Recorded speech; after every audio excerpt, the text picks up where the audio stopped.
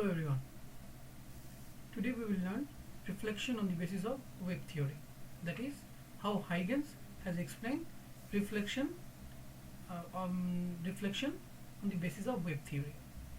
So to understand this, let us go back to his own journal and see what he has written there.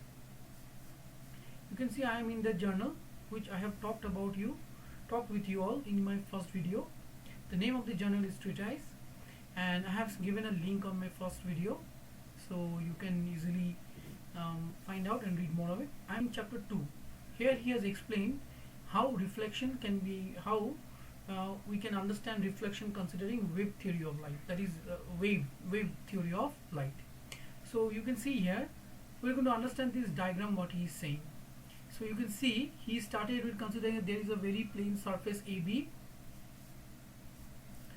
Plane surface. I would recommend you to read this from here, so it will be much more elaborate. It is then the language here is very simple, very straightforward, so it will not be very hard to understand from here. And when you do that, you also follow my video, so it will be even more clear. So you can see what he is saying is that consider a plane wavefront. Consider a plane, very polished surface. We initially start with a very polished or smooth surface, and then we consider a plane wavefront. This is a plane wavefront which is incident on this smooth surface, and so the source of this, as y is a plane wavefront, he has considered that the source is at a very far distance, very far. So as it is a very far, so whatever kind, whether it is spherical, cylindrical, it acts like a plane. So this is a plane wavefront. Now consider 2 points. We'll consider 2 points. One is A, other is B. Okay, these are the 2 points, two extreme limit points on the wavefront. Now, so the ray will draw rays to give you a sense of direction of this, give you the sense of the direction of the propagation of the wavefront. So this wavefront is propagating like this, so it falls. This is the ray giving the sense of its propagation, and this is also the ray. So that means the ray is coming from left to right at certain angle, incident at certain angle theta to the horizontal. So let me draw the normal. Let's say this is the normal. So this is the angle, this one is the angle, this is the angle of incidence, this is the angle of incidence. Now let's see what happened. So this ray, ripples will be formed from this point. This ripples will be originating according to his first principle. Every point of this wavefront will act as a source of secondary wavelets. So there will be wavelets which will be originating. It is the point A which is striking the surface first. So as it is striking the surface first, so it will give rise to a ripple. So by the time the point B reaches B prime,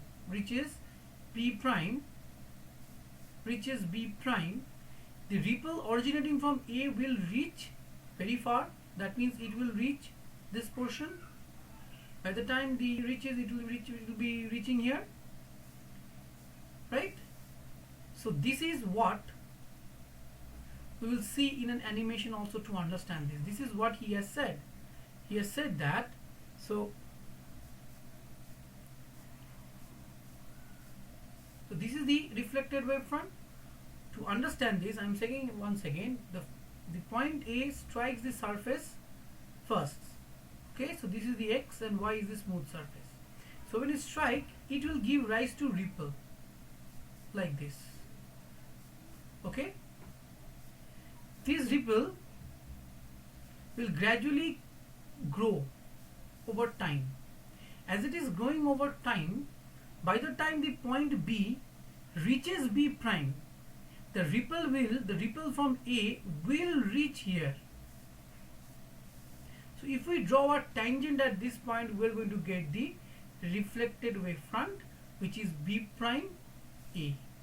Okay, so now we can draw the normal. We can draw the normal here. This is the normal, and this is the wavefront.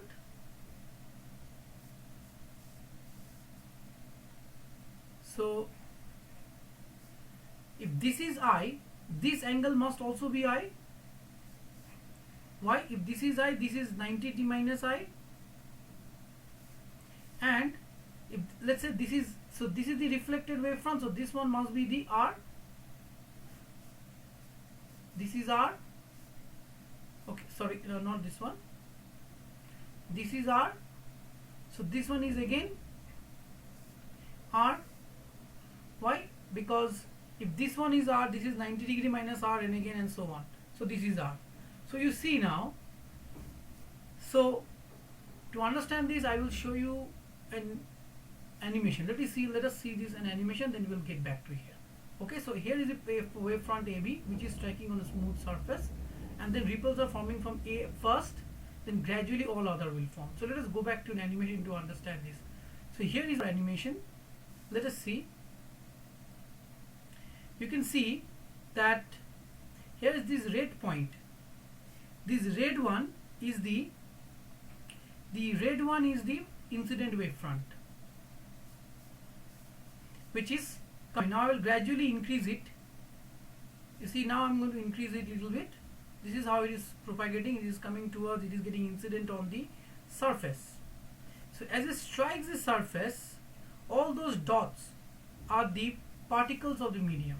So the wave strikes there, and you can observe that it is giving rise to small ripples. So as the ripples, as the wave is propagating, the ripples are also increasing gradually. Now the one which has got hit first, its ripple will be growing more faster, will be going more, and then the corresponding ones. Is it or not? So you can see this is it. So let me play the animation now. Understand? So you can see how it is growing gradually. Correct or not? So this is the incident wavefront, and this is the reflected wavefront. The reflected wavefront is produced by all these ripple. This big ripple is the first ripple which originated when the wavefront first strike the surface.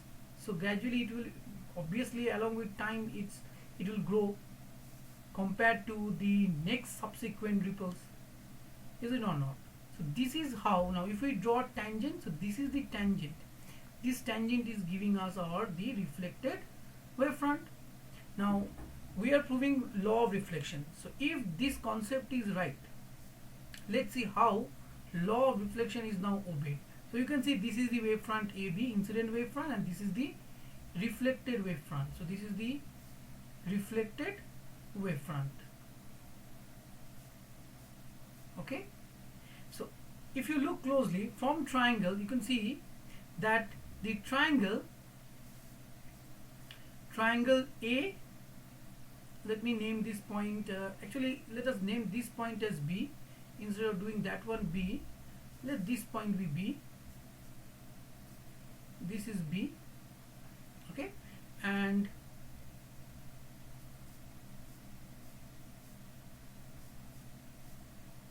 let this point be A prime. So what you notice from here, triangle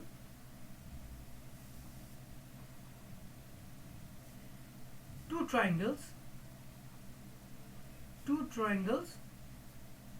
A, B, B prime, and triangle A, A prime, B, B prime, two triangles A, B, B prime, and A prime, B prime are similar. How can you say similar? Because you can see, if I make this, you can see that B prime will be equal to, because the distance traveled B to B prime will be C into T, and this is also A to A prime will also be CT, because the speed of the wave is, as is the light source, as is a light wave, its speed will be C only, and the distance covered in time T will be C into T. So B prime will be CT only, and similarly A prime will be CT only. That means this one and this one is same, right? Also this angle and is equal to this angle, they are 90 degree only, correct? So also this one is common, a b prime being common. So what we can write? So we can say that b prime equal to a prime equals to ct. Okay, there's a distance traveled by the wave in time t, okay, or ripple, secondary wavelengths. So then, and a b prime equals to a b prime. Why? It is being common.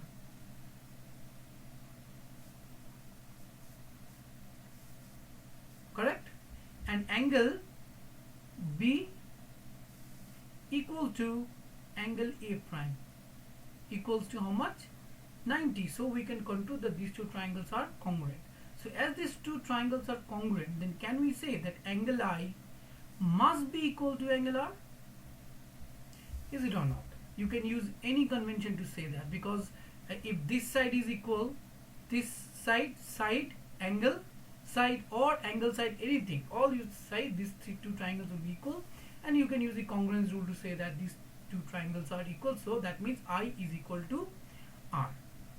Okay, so in short, how to explain reflection on the basis of wave theory? I'm again explaining. So by now you have got the concept, so I can give you the idea how to write it. So you can write like this, that consider a wavefront, plane wavefront AB, which is incident on the smooth surface XY at certain angle of incidence I.